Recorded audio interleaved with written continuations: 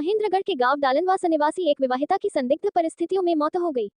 मृतका के परिजनों ने आरोप लगाया कि ससुराल पक्ष के लोग उनकी दोनों बेटियों को दहेज के लिए परेशान करते थे, जिसकी वजह से उनकी बेटी तनाव में रहती थी।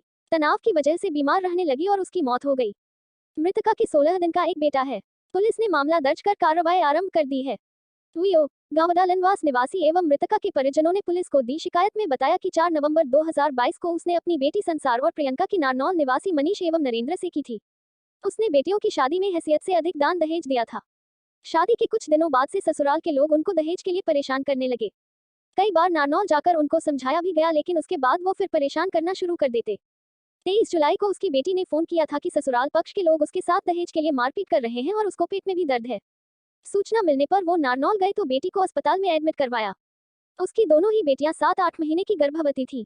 इसके बाद वो दोनों बेटियों को घर ले आए। उसके बाद 2 सितंबर को उसी छोटी बेटी प्रियंका ने बेटी को जन्म दिया। इसकी सूचना ससुराल पक्ष को फोन करके दी गई थी। उसके बाद भी वो उनको ले गए। बेटी इन सब बातों से मानसिक दबाव में आ गई और उसका ब्लड प्रेशर और तथाहाई रहने लगा। 18 सितंबर को बेटी प्रियंका ने पति के पास फोन किया था, तब उसके बाद ने गाड़ी की मांग की थी। यह बात लड़की ने उनको बताई थी। इसके बाद उसकी तबीयत ज्यादा बिगड़ गई। उसको अस्पताल में लेकर आए तो चिकित्सकों ने मृत घोषित कर दिया। पुलिस ने परिजनों की शिकायत पर सास, ससुर, पति, जेठ, नंद के खिलाफ विभिन्न धाराओं के तहत मामला दर्ज कर लिया। मैं लड़की का चाचा हूँ। आज हमारा मुंह खूनों से भरा हुआ, हमारी लड़की मरी हुई है। आज हमसे कुछ नहीं कहा जा रहा है। इस मामले का पूर्ण रूप से प्रत्यक्षदर्शी महेंद्र सिंह है। वो बताओ। धन्यवाद आपका चैनल में।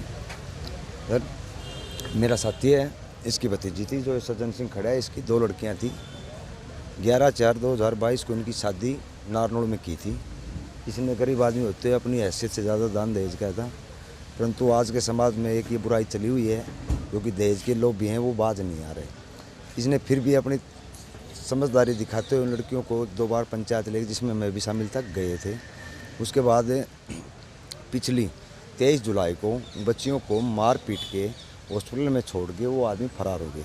ये आखिर बाप था, ये उनको घर लेके आ गया कि भाई मैं इनके ऊपर केस करूँगा। दोनों बेटी प्रेग्नेंट थी, 8 महीने से वो पेट से थी। मैं इनका पारिवारिक सदस्य हूँ, बाई कास्ट जहांगीर हूँ, ये दानक समाज से हैं। मैं को भी ऐसा काम हम नहीं करेंगे। बेटी बाप के सामने पेट से वैसे ही लकोती है, तो हम बेटी को लेके कहीं नहीं जाएंगे। हो सकता है आज बात वो कल नहीं हो, इसलिए मामले को शांत रखा। तो हमने कभी भी कोई जिक्र नहीं किया। फिर उसके बाद आने के बाद मैंने लड़की के हस्बैंड से बात की, उन्होंने मेरे से बात नहीं की, बाप को फ़ोन पकड़ा दिया। फिर दूसरे से की, उसने भी बाप से फ़ोन पकड़ा दिया। फिर मैंने चौधरी से बात की, मैं चौधरी साहब बात क्या है, आखिर ये सच बताओ। बोले जी ऐसे ऐसे बात होगी। मेरे को कोई दिक्कत नहीं, घरों में ऐसे चलते हैं, 2 मटके होते भिड़ते हैं। हमारा माहौल कैसा था, आपका माहौल कैसा है, बच्चों को हम समझाएंगे। इनकी गलती है तो माफ़ी मांगेंगे, ये नहीं बल्कि मैं माफ़ी मांगूंगा। उस बात का प्रमाण सहित रिकॉर्डिंग है मेरे पास। उसको मैंने बोला कि आप आ जाओ और अपने बच्चों को अपने घर अच्छे लगेंगे, प्रेग्नेंट हैं, बच्चा कभी भी हो सकता है। उन्होंने उसके बाद में मेरे नंबर को ब्लैक लिस्ट में डाल दिया ताकि कोई संपर्क ना हो। उसके बाद छोटी बेटी को 2 तारीख को, अब इसी महीने की को बेटा पैदा हुआ, जो गरीब आदमी, इसने सिजेरियन से जय हिंद हॉस्पिटल दादरी में प्रेगनेंसी को करवाई। उसको बेटा हुआ, सुख समृद्धि से हो गया। उसको हम घर लेके आ गए। उसके बाद में उसको टाका टूका कटाने के लिए दोबारा लेके गए, तो बच्ची और बच्चा दोनों स्वस्थ थे। उसके बाद इन्होंने क्या किया कि कम से कम दादा दादी और पिता को पता चले। उसने बेटी ने फ़ोन किया अपने हस्बैंड के पास कि आपको बेटा हुआ है, आप आइए, इनसे मिलिए और हमें घर ले चलिए। उसका कहना यही था कि मैं तेरे को पहले भी बताया था, बाइक का और गाड़ी का तुम्हारा ब्यूत हो और इसको और बच्चा हो जाता है, उसके बाद इकट्ठी तुम्हें लेके चले जाएंगे। उससे आधार कार्ड मांगा, उसने आधार कार्ड भी बाप का नामकरण के लिए नहीं दिया। किसी रिश्तेदार के थ्रू हमने आधार कार्ड मंगवाया और उस बच्चे का नामकरण करवाया। कल वो लड़की घर पे थी, स्वस्थ थी। सुबह अचानक से उसको दर्द हुआ। दर्द होने के बाद में उसने ये पता चला कि मेरा पति भी मेरे साथ ये व्यवहार कर रहे हैं। ये उसने वायलेंस समझा। वो लड़की अपने दिल पे ले गई कि एक बहन तो यहाँ बैठी है, उसको बच्चा नहीं हुआ है, मेरी हालात ये है, अब वो दहेज मेरा बाप देगा कहाँ से। उससे उस में उस लड़की ने बीपी कभी लो कभी हाई। उससे उस बच्ची की जब हम यहाँ हॉस्पिटल लेके पहुँचे तो डॉक्टर ने उसे मौत बता दिया कि इसकी मौत हो चुकी है। फिर भी हमें तसल्ली नहीं हुई। उसके बाद में डॉक्टरों ने पूर्ण रूप से जांच ईसीजी वगैरह करा के हमें क्लीन चिट दे दी कि बच्ची अब जिंदा नहीं है। उसके बाद हमने पहला फ़ोन घर भी नहीं किया कि भाई कुछ हो जाएगा, बच्चे की माँ है उसको दूध भी पिलाना है।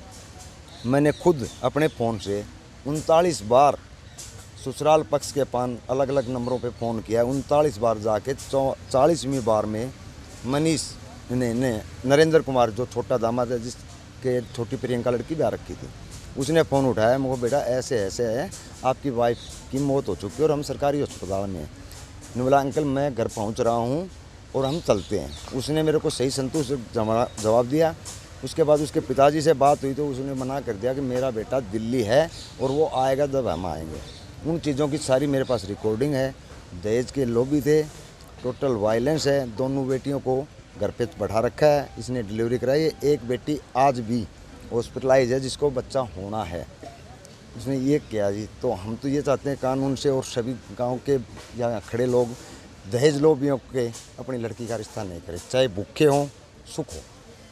प्रशासन से क्या मांग है? प्रशासन से ये मांग है जी, दोषी है उसको बख्शना मत, निर्दोष किसी को हम फंसाएंगे नहीं। क्योंकि हो सकता है कई बार अनजाने में जाने में भाई इसने मेरे को उस वक्त में ये बोला था हम ये चीज़ नहीं करेंगे।